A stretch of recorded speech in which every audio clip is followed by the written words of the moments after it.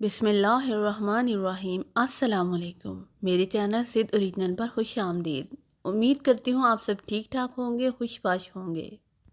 اللہ تعالیٰ کی ڈھیروں ڈھیر نعمتیں اور برکتیں آپ پر نازل ہوں۔ تو چلیے چلتے ہیں، شروع کرتے ہیں آج کی video. Imran series black house 22ویں قسط۔ اور پھر بس جیسے ہی سوپور کے اڈے پر رکی وہ نیچے اتر گئے۔ میں بھی چند دوسرے مسافروں کے ساتھ نیچے اتر آیا۔ ان کی تعداد 7 تھی اور وہ اپنے انداز سے ہی ایجنٹ لگ رہے تھے۔ میں نے کافی فاصلہ رکھ کر ان کا تعاقب کرنا شروع کر دیا اور پھر تھوڑی دور آگے جانے کے بعد میرے اندازوں کی تصدیق ہو گئی۔ اب وہ سب ساتھی آپس میں اس طرح باتیں کر رہے تھے جیسے وہ ایک دوسرے کے ساتھی ہوں۔ میں ان کا تعاقب کرتا رہا۔ وہ سوپور شہر کے آخری کنارے پر ایک مکان پر پہنچے۔ گیٹ پر تالا لگا ہوا تھا لیکن ان کے پاس چابی موجود تھی۔ وہ تالا کھول کر اندر چلے گئے ہیں اور ابھی تک اندر ہی ہیں۔ میں سوپور کا رہنے والا ہوں، اس لیے مجھے معلوم ہے کہ اس مکان کا مالک اون کا ایک تاجر عبد الرحمن ہے اور سوپور کے عمرہ طبقے میں اس کا شمار ہوتا ہے۔ اب میں سوپور سے ہی آپ کو کال کر رہا ہوں۔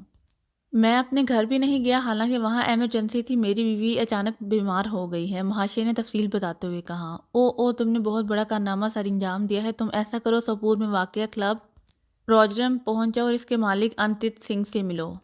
میں اسے فون کر دیتا ہوں، وہ سوپور میں بلیک ہاؤس کا ایجنٹ ہے۔ میں اسے ہدایت کر دیتا ہوں، وہ اس مکان کی نگرانی کا انتظام کرے گا۔ پھر تم اپنے گھر چلے جانا، میں اس دوران اپنے آدمی سمیت سوپور پہنچ کر ان کے خلاف کام شروع کر دوں گا۔ ارجن نے تیز لہجے میں کہا۔ یس سر، دوسری طرف سے کہا گیا اور ارجن نے ہاتھ مار کر کریڈل دبایا اور جب فون کی ٹون آنے لگی تو اس نے تیزی سے نمبر ڈائل کرنے شروع کر دیے۔ روجرم کلب۔ رابطہ قائم ہوتے ہی دوسری طرف سے آواز سنائی دی۔ انتت سنگھ سے بات کراؤ، میں ارجن بول رہا ہوں، ارجن نے تیز لہجے میں کہا۔ یس سر، دوسری طرف سے کہا گیا اور چند لمحوں بعد ریسیور پر ایک اور آواز ابھری۔ ہیلو، انتت سنگھ بول رہا ہوں۔ بولنے والے کے لہجے میں حیرت تھی۔ انتت سنگھ، میں ارجن بول رہا ہوں، چیف آف سیکشن 2، ارجن نے تیز لہجے میں کہا۔ یس سر، حکم سر، انتت سنگھ نے بوکھلائے ہوئے لہجے میں جواب دیتے ہوئے کہا۔ انتت سنگھ، میرا ایک آدمی محاشی تمہارے پاس آ رہا ہے۔ ہم نے انتہائی خطرناک ترین پاکیزیائی ایجنٹوں کا پیچھا کر رہے ہیں اور محاشی نے ان کا سراغ لگا لیا ہے۔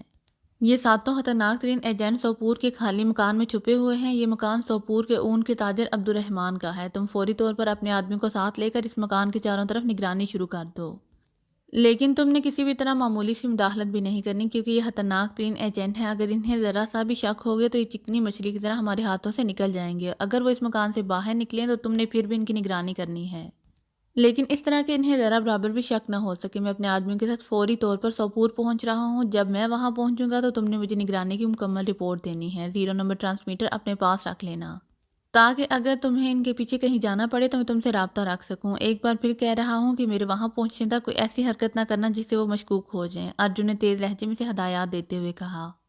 یس سر، آپ بے فکر رہیں سر، میں آپ کی ہدایات پر پوری طرح عمل کروں گا، دوسری طرف سے انتت سنگھ نے جواب دیتے ہوئے کہا۔ اپنا کوئی آدمی کلب میں بٹھانا تاکہ جب میں وہاں پہنچوں تو وہ میری رہنمائی اس مکان تک کر سکے، ارجن نے کہا۔ یس سر، دوسری طرف سے کہا گیا۔ تو ارجن نے ریسیور رکھتے اور پھر تیزی سے دوڑتا ہوا بیرونی دروازے کی طرف بڑھ گیا۔ اس کے چہرے پر جوش اور مسرت کے واضح آثار نمایاں تھے۔ کمرے کا دروازہ ایک دھماکے سے کھلا اور کمرے میں موجود عمران بے اختیار چونک کر دروازے کی طرف دیکھنے لگا۔ وہ اپنے سامنے ایک نقشہ رکھے بیٹھا تھا۔ دروازے سے صدیقی اندر داخل ہو رہا تھا۔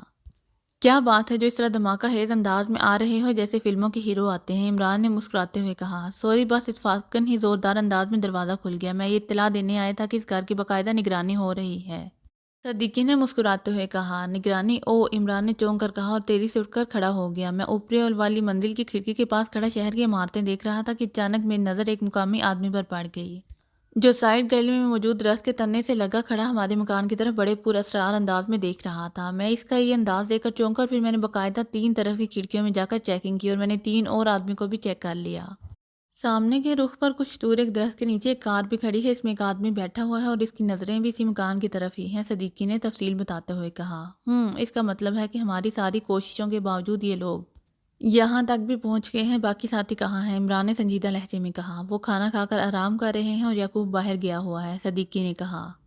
ہاں، وہ جیپوں کا بندوبست کرنے گیا ہے، آؤ میرے ساتھ، عمران نے کہا اور میز پر رکھا ہوا نقشہ اس نے اٹھا کر اسے تیزی سے طے کر کے جیب میں ڈالا اور تیزی سے بیرونی دروازوں کی جانب بڑھ گیا۔ تھوڑی دیر بعد وہ خود بھی نگرانی کرنے والوں کو چیک کر چکا تھا۔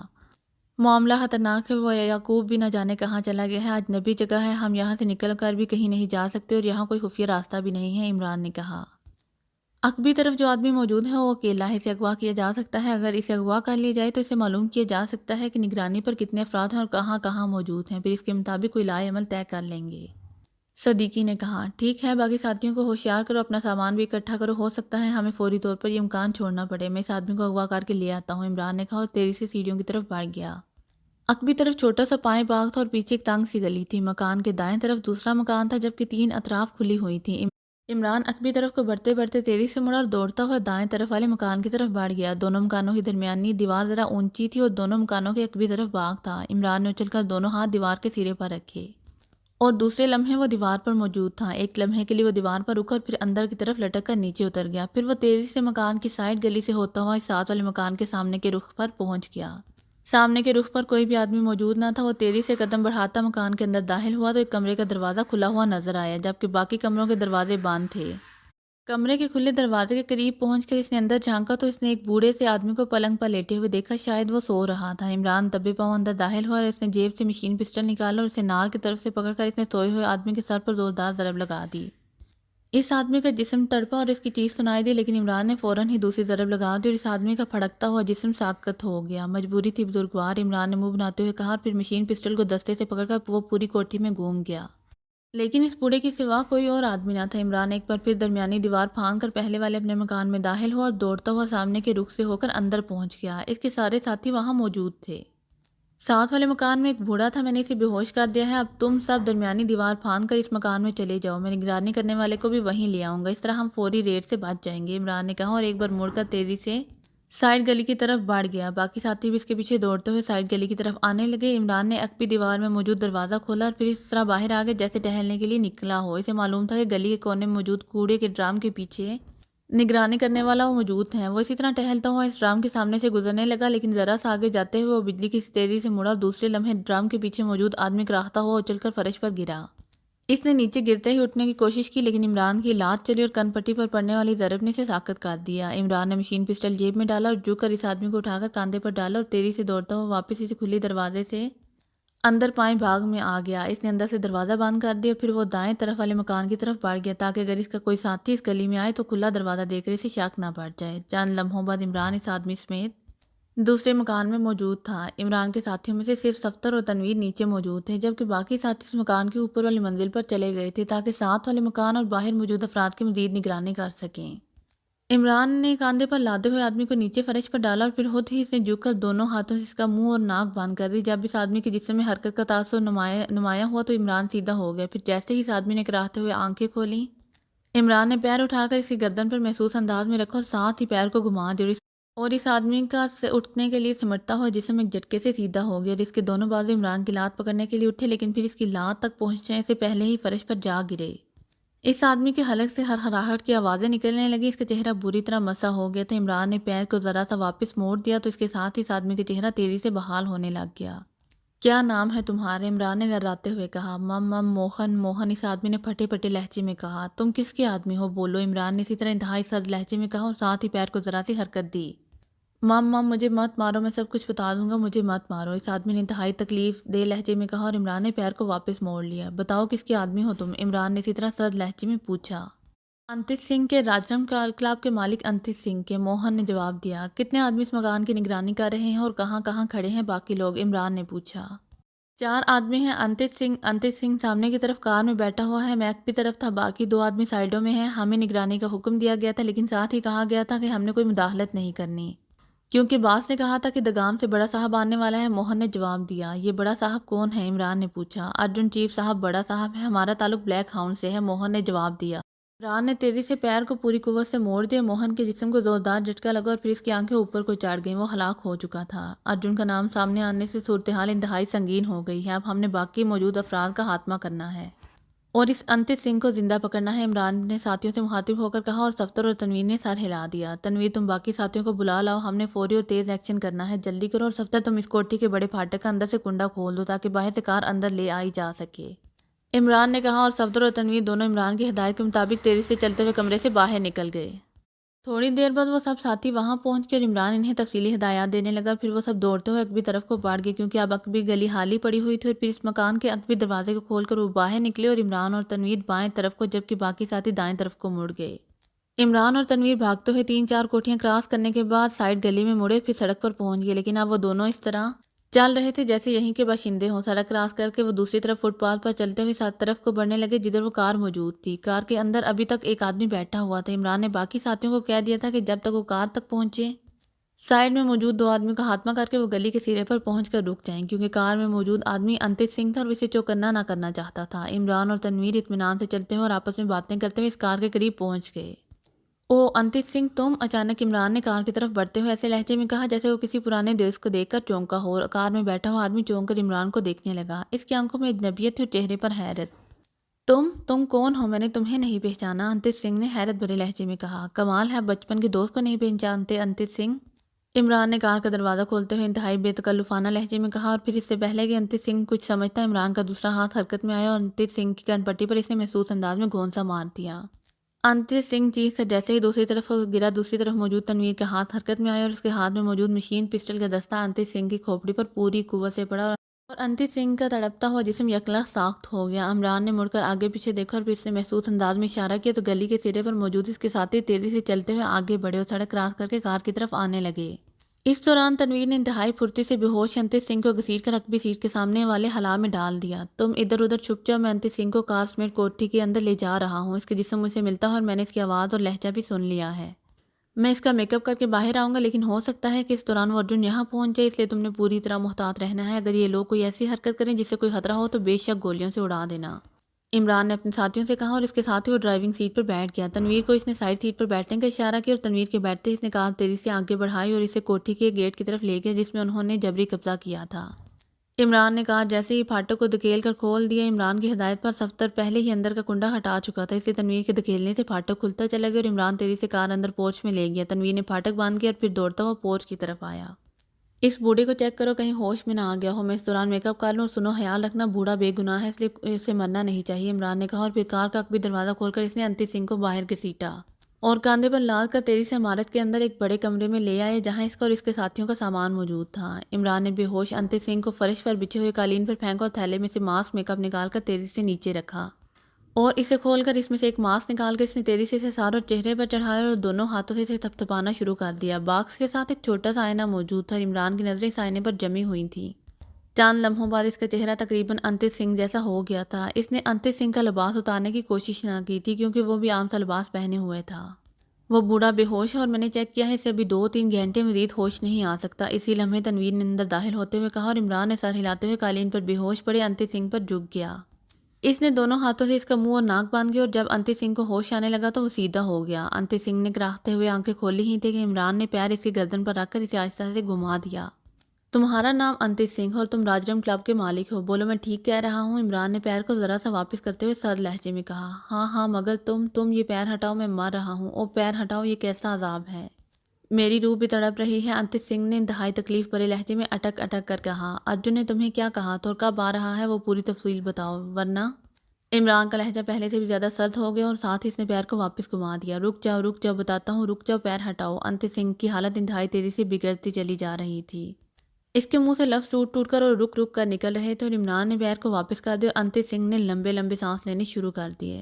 ارجن سیکشن چیف نے مجھے فون کیا تھا، میرا تعلق بلیک ہاؤنڈ سے ہے اور میں سوپور کا انچارج ہوں۔ اس نے مجھے کہا تھا کہ 7ویں محاشی میرے پاس آ رہا ہے اور وہ 7 انتہائی خطرناک ایجنٹوں کا پیچھا کر رہے ہیں اور یہ 7 سوپور کے ایک مسلمان عبد الرحمان کے حالی مکان میں چھپے ہوئے ہیں۔ اس نے مجھے حکم دیا کہ میں اس مکان کی نگرانی کروں اور اپنے پاس 0 ٹرانسمیٹر رکھ لوں۔ وہ اپنے ساتھیوں کے ساتھ پہنچ رہا ہے۔ اس نے مجھے کہا تھا کہ اپنا اکیڈمی کلب میں چھوڑ آؤں، جو اس کے وہاں پہنچنے پر اس کی رہنمائی یہاں کرے گا۔ چنانچہ میں اپنے ساتھیوں سمیت یہاں آ گیا۔ ارجن کا قد و قامت اور حلیہ کیا ہے؟ عمران نے پوچھا۔ مجھے نہیں معلوم، میں اسے کبھی نہیں ملا، انتت سنگھ نے جواب دیا۔ وہ محاشی کہاں ہے؟ عمران نے پوچھا۔ وہ مجھ سے مل کر واپس سوپور میں واقع اپنے گھر چلا گیا تھا۔ اس نے مجھے بتایا تھا کہ اسے اپنی بیوی کی اچانک بیماری کی اطلاع ملی تھی۔ وہ بس میں سوپور پر آ رہا تھا کہ اس نے 7 آدمیوں کو مشکوک انداز میں بس میں بیٹھے چیک کیا اور پھر وہ 7 سوپور میں اترے اور پھر بس میں اجنبی تھے، لیکن بس سے اترنے کے بعد وہ آپس میں باتیں کرتے رہے جس پر اس کا شک یقین میں بدل گیا کہ یہی پاکستانی ایجنٹ ہیں۔ اس لیے اس نے ان کا تعاقب کیا اور جب وہ عبد الرحمان کے حالی مکان میں پہنچے تو اس نے فون پر چیف ارجن کو اطلاع دی۔ وہ مجھ سے مل کر اپنے گھر چلا گیا ہے، انتت سنگھ نے تفصیل بتاتے ہوئے کہا۔ محاشی کا حلیہ کیا ہے اور جس آدمی کو تم ہوٹل میں چھوڑ آئے ہو اس کا حلیہ کیا ہے؟ عمران نے پوچھا۔ جواب میں انتت سنگھ نے حلیہ بتا دیا۔ اس کے ساتھ ہی عمران نے تیزی سے پیر کو موڑا اور چند لمحوں میں ہی انتت سنگھ کی آنکھیں اوپر کو چڑھ گئیں، وہ ہلاک ہو چکا تھا۔ عمران نے اس کے لباس کی تلاشی لی اور 0 ٹرانسمیٹر نکال لیا۔ آؤ تنویر، عمران نے تیزی سے دروازے کی طرف مڑتے ہوئے کہا اور وہ دونوں دوڑتے ہوئے پورچ میں آئے۔ اور چند لمحوں بعد عمران کار چلاتا ہوا پھاٹک کے قریب پہنچا، جبکہ تنویر دوڑتا ہوا پھاٹک تک آیا۔ اس نے پھاٹک کھول دیا اور عمران نے کار باہر نکالی اور روک دی، اور تنویر نے پھاٹک بند کیا اور دوڑ کر وہ سائڈ سیٹ پر بیٹھ گئی اور عمران نے کار آگے بڑھا دی۔ چند لمحوں بعد وہ کار اس جگہ پر روک چکا تھا جہاں پہلے کار کھڑی تھی۔ عمران اور تنویر کار روک کر نیچے اتر آئے تھے اور عمران نے ادھر ادھر دیکھ کر اپنے ساتھیوں کو بلانے کے لیے ہاتھ اٹھا کر محسوس اشارہ کیا، اور چند لمحوں بعد اس کے سارے ساتھی ادھر ادھر سے نکل کر اس کے قریب پہنچ چکے تھے۔ ارجن اپنے ساتھی نہ جانے کتنے آدمی لے کر آئے، ادھر یعقوب بھی غائب ہے، وہ بھی کسی لمحے واپس آ سکتا ہے، اس لیے صفدر تم دائیں طرف سے اس موڑ پر پہنچ جاؤ جہاں سے اس علاقے میں داخل ہوا جاتا ہے، اور جیسے ہی یعقوب نظر آئے تم نے اسے وہیں روک دینا ہے، باقی ساتھی ادھر ادھر چھپ جائیں۔ صدیقی اور نعمانی ساتھ والی کوٹھی میں جائیں گے اور وہاں موجود انتت سنگھ کی لاش کو اٹھا کر ساتھ والی اصل کوٹھی میں پھینک دیں گے۔ میں ارجن کو اس ساتھ والی کوٹھی میں لے جاؤں گا، وہاں سے سامان بھی اٹھا لینا، صرف وہ بے ہوش بوڑھا وہاں پڑا رہے گا۔ اپنے ہتھیار تیار کر لینا، جیسے ہی میں زیرو کوشچن دوں تم نے ارجن کے ساتھیوں کا خاتمہ کر دینا ہے۔ میں صرف ارجن کو زندہ پکڑنا چاہتا ہوں۔ سائلنسر لگے ریوالور استعمال کرنا اور کوشش کرنا کہ سارا کام خاموشی سے ہو جائے، اور وہ دو آدمیوں کے حلیے سن لو۔ ان میں سے ایک کا نام مہاشے ہے اور اس آدمی کو ہم نے چیک کر لیا ہے اور وہ انتت سنگھ کو پہچانتا ہے۔ دوسرے کا نام تو نہیں معلوم، لیکن وہ انتت سنگھ کا ساتھی ہے، وہ ارجن کے ساتھ یہاں پہنچے گا۔ وہ آدمی انتت سنگھ اور اس کے سب ساتھیوں کو پہچانتا ہے، اس لیے وہ ہمارے لیے انتہائی خطرناک ہو سکتا ہے۔ جب تک یہ آدمی آف نہ ہو جائے تم میں سے کسی نے سامنے نہیں آنا، عمران نے کہا، اور اس کے ساتھ ہی اس نے مہاشے اور دوسرے آدمی کا حلیہ تفصیل سے بتا دیا، اور سارے ساتھی تیزی سے واپس جانے لگ گئے۔ عمران دوبارہ کار میں بیٹھ گیا، جبکہ تنویر ایک سائڈ پر موجود ایک بڑے سے ڈرم کی اوٹ میں جا کر چھپ گیا۔ اب عمران کار میں اکیلا بیٹھا ہوا تھا۔ تقریباً 10-15 منٹ بعد عمران بیک مرر میں سے دور سے دو کاروں کو انتہائی تیز رفتاری سے اپنی طرف آتا دیکھ کر چونک پڑا۔ چند لمحوں بعد آگے والی سرخ رنگ کی کار اس کی کار کے قریب آ کر رک گئی، جبکہ اس کے عقب میں موجود سیاہ رنگ کی کار اس کے پیچھے رک گئی، اور اس کے ساتھ ہی عمران تیزی سے دروازہ کھول کر نیچے اتر آیا۔ اسی لمحے سفید رنگ کی کار کے دروازے کھلے اور 4 آدمی باہر آ گئے۔ باس آپ کا لباس تبدیل ہو گیا ہے، سفید کار کی عقبی سیٹ سے اترنے والے آدمی نے حیرت سے عمران کو دیکھتے ہوئے کہا، اور عمران اسے دیکھتے ہی سمجھ گیا ہے کہ یہی وہی انتت سنگھ کا ساتھی ہے جسے وہ ہوٹل میں چھوڑ آیا تھا۔ ایک لمحے کے لیے اسے ذہنی طور پر پریشانی سی ہوئی کہ اس نے لباس کیوں نہ تبدیل کیا، لیکن دوسرے لمحے وہ سنبھل گیا۔ وہ خراب ہو گیا تھا، اس لیے میں نے تبدیل کر لیا، عمران نے سادہ سے لہجے میں کہا۔ تمہارا نام انتت سنگھ ہے، میں ارجن ہوں، ایک لمبے تڑنگے آدمی نے تیزی سے انتت سنگھ کی طرف بڑھتے ہوئے کہا۔ یہ ڈرائیور کے ساتھ والی سیٹ سے اترا تھا، اور چونکہ کار کی دوسری طرف سے اترا تھا اس لیے گھوم کر عمران کی طرف بڑھ رہا تھا۔ او باس آپ آ گئے، عمران نے انتہائی مؤدبانہ لہجے میں جواب دیا۔ ظاہر ہے آواز اور لہجہ انتت سنگھ کا ہی تھا۔ عقبی سیاہ رنگ کی کار سے 4 مسلح افراد بھی نیچے اتر آئے تھے۔ کیا پوزیشن ہے، ارجن نے قریب آ کر عمران سے پوچھا۔ وہ سب اندر ہیں، میرے آدمی کوٹھی کے چاروں طرف موجود ہیں، وہ سامنے کوٹھی ہے، عمران نے کہا، اور ساتھ ہی اس نے ساتھ والی کوٹھی کی طرف اشارہ کر دیا۔ کوٹھی کے اندر کیپسول فائر کرو، جلدی کرو، ارجن نے تیزی سے مڑ کر اپنے ساتھیوں سے کہا، اور ان میں سے 2 آدمی تیزی سے سڑک کراس کر کے اس کوٹھی کی طرف بڑھتے چلے گئے۔ کتنے آدمی ہیں نگرانی کرنے والے، ارجن نے عمران سے پوچھا۔ 4 ہیں، ایک پیچھے ہے 2 سائڈ پر اور ایک سامنے کے رخ دوسری طرف، عمران نے جواب دیا، اور ارجن نے اس بات میں سر ہلا دیا۔ ارجن کے دونوں ساتھیوں نے کوٹھی کے قریب پہنچ کر جیب سے کیپسول فائر پسٹل نکالے، اور دوسرے لمحے وہ ساتھ والی کوٹھی کے اندر سرخ رنگ کے کیپسول فائر ہونے لگ گئے۔ دونوں آدمیوں نے 5 کیپسول اندر فائر کیے اور پھر پسٹل واپس جیب میں ڈال کر وہ تیزی سے مڑے اور واپس کاروں کی طرف آنے لگے۔ اب ہمیں 10 منٹ انتظار کرنا ہوگا تاکہ گیس کے اثرات ختم ہو جائیں، پھر تم دونوں پہلے اندر جاؤ گے اور چیک کرو گے کہ اندر کی کیا صورتحال ہے، ارجن نے انہی 2 آدمیوں سے مخاطب ہو کر کہا جنہوں نے کیپسول فائر کیے تھے، اور ان دونوں نے اس بات میں سر ہلا دیے۔ باس یہ پاکیزیہ ایجنٹ یہاں کیا کرنے آئے ہیں، عمران نے ارجن سے مخاطب ہو کر پوچھا۔ یہ انتہائی خطرناک ایجنٹ ہے، حریت پسندوں کی حمایت کے لیے آئے ہیں، ارجن نے مختصر سا جواب دیا۔ اور پھر 10 منٹ تک ماحول پر خاموشی طاری رہی۔ سڑک پر اکا دکا سواریاں گزر رہی تھیں، لیکن کسی نے بھی ان کی طرف توجہ نہ کی تھی۔ جاؤ اب جا کر اندر کی صورتحال دیکھو، ارجن نے گھڑی دے کر اپنے دونوں ساتھیوں سے کہا، اور وہ دونوں سر ہلاتے ہوئے تیزی سے ایک بار پھر کوٹھی کی طرف بڑھنے لگے۔ ارے یہ اس کا پھاٹک کھلا ہوا تھا، ارجن نے چونک کر اس وقت کہا۔ جب اس کے ساتھیوں نے پھاٹک کو دھکیلا تو وہ کھلتا چلا گیا۔ اسے اندر سے بند نہ کیا گیا ہوگا، عمران نے جواب دیا، اور ارجن نے اس بات میں سر ہلا دیا۔ وہ دونوں آدمی کوٹھی کے اندر جا چکے تھے، اور پھر تقریباً 5 منٹ بعد ان میں سے ایک واپس آیا اور بے تحاشا دوڑتا ہوا ارجن کی طرف بڑھنے لگا۔ کیا ہوا، ارجن نے پریشان ہو کر پوچھا۔ باس اندر ایک بوڑھا آدمی بے ہوش پڑا ہے، باقی ساری کوٹھی حال ہی آنے والے نے کہا۔ ہو سکتا ہے نیچے تہہ خانے میں ہو اور وہ لوگ نیچے ہوں، عمران نے ارجن کے بولنے سے پہلے ہی کہا۔ او ہاں ایسا ممکن ہے، آؤ ہمیں لازماً تہہ خانے کو چیک کرنے ہوں گے، ارجن نے تیز لہجے میں کہا، اور تیزی سے کوٹھی کی طرف بڑھ گیا، جبکہ عمران بھی اس کے پیچھے چل پڑا۔ اطلاع دینے والا بھی ان کے ساتھ ہی واپس جا رہا تھا۔ جب وہ تینوں پھاٹک میں داخل ہوئے تو ارجن کا دوسرا ساتھی برآمدے میں ہی موجود تھا، اس کے چہرے پر بھی حیرت اور پریشانی کے تاثرات نمایاں تھے۔ عمران نے اپنے قدم ذرا سے سست کیے، اس کا ایک ہاتھ جیب میں تھا، اور پھر جیسے ہی ارجن راہداری میں داخل ہوا اور اس کے دونوں ساتھی اس کے پیچھے چلتے ہوئے آگے بڑھے، عمران جو اب ان کے پیچھے تھا اس کا ہاتھ کوٹ کی جیب سے باہر آیا، اور دوسرے لمحے ٹھک ٹھک کی آوازوں کے ساتھ ہی ارجن کے پیچھے چلنے والے دونوں آدمی چیختے ہوئے اچھل کر آگے جانے والے ارجن پر جا گرے، اور ارجن کے حلق سے بھی چیخ نکلی۔ اور وہ اچانک دھکا لگنے سے اچھل کر تیزی سے آگے بڑھا ہی تھا کہ عمران زمین پر گر کر تڑپتے ہوئے آدمی کو پھلانگتا ہوا ارجن کے سر پر پہنچ گیا، اور اس سے پہلے کہ ارجن سنبھل کر مڑتا، عمران کا ہاتھ بجلی کی سی تیزی سے گھوما اور ارجن بری طرح چیختا ہوا اچھل کر نیچے جا گرا۔ عمران کی لات پھر سے حرکت میں آئی، ارجن دوسری طرف کھا کر چیختا ہوا ایک جھٹکا کھا کر ساخت ہو گیا۔ عمران تیزی سے جھکا اور اس نے بے ہوش ارجن کو گھسیٹ کر اپنے کاندھے پر لادا اور تیزی سے بڑے کمرے کی طرف بڑھ گیا۔ اس نے ارجن کو وہاں فرش پر ڈالا اور پھر اس کی بیلٹ کھول کر اس نے ارجن کے دونوں بازو اس کی پشت پر کر کے انہیں بیلٹ سے باندھ دیا اور پھر تیزی سے مڑا اور بھاگتا ہوا واپس پھاٹک کی طرف بڑھنے لگا۔ ارجن کے دونوں ساتھیوں کی لاشیں راہداری میں ہی پڑی ہوئی تھیں۔ عمران نے چونکہ ان کی پشت پر ایسی جگہ پر فائر کیے تھے کہ گولیاں ان کے دل تک براہ راست پہنچ گئی تھیں، اس لیے عمران کو معلوم تھا کہ وہ زیادہ دیر تک تڑپ بھی نہ سکے ہوں گے، اس لیے عمران نے پہلی اور اب بھی واپسی کے وقت بھی ان پر کوئی توجہ نہ کی تھی۔ چند لمحوں بعد عمران پھاٹک پر پہنچ گیا۔ پھاٹک کھلا ہوا تھا۔ عمران باہر آیا اور تیزی سے کاروں کی طرف بڑھنے لگا۔ کاروں کے پاس ارجن کے ساتھی ابھی تک کھڑے تھے، وہ سب عمران کی طرف ہی متوجہ تھے۔ تم میرے ساتھ آؤ اور تم یہی رکو گے۔ عمران نے قریب پہنچ کر انتت سنگھ کے ساتھی کو اپنے ساتھ آنے کے لیے کہا، جسے انتت سنگھ ہوٹل میں چھوڑ کر آیا تھا اور جس نے آتے ہی عمران کے لباس پر حیرت کا اظہار کر دیا تھا۔ یس باس، اس آدمی نے کہا، اور عمران واپس مڑ کر اس آدمی کے پیچھے چلو اندر، چیف ارجن تم سے بات کرنا چاہتا ہے۔ عمران نے پھاٹک میں داخل ہوتے ہی اس آدمی سے کہا اور خود اس نے پھاٹک بند کرنا شروع کر دیا۔ وہ آدمی ایک لمحے کے لیے حیرت سے عمران کو ایسا کرتے دیکھتا رہا، پھر کندھے اچکا کر مڑا اور تیزی سے عمارت کے اندرونی طرف کو بڑھنے لگا۔ اسے شدید حیرت اس بات پر ہو رہی تھی کہ انتت سنگھ نے خود پھاٹک بند کر رہا تھا، لیکن پھر شاید اس نے کوئی بات نہ کرنے کا فیصلہ کیا تھا۔ عمران نے پھاٹک بند کیا اور پھر تیزی سے اس کے پیچھے چل پڑا۔ اس کا ہاتھ ایک بار پھر کوٹ کی جیب میں تھا اور پھر جیسے ہی وہ آدمی پورچ میں داخل ہوا، عمران کا ہاتھ باہر آیا اور ٹھک کی آواز کے ساتھ ہی گولی اس کی پشت پر پڑی اور وہ چیختا ہوا اچھل کر منہ کے بال نیچے گرا۔ وہ نیچے گرتے ہی اس نے جھٹکے سے اٹھنے کی کوشش کی ہی تھی کہ عمران نے دوسرا فائر کر دیا اور دوسری گولی کھا کر وہ آدمی ایک بار پھر نیچے گرا اور ساخت ہو گیا۔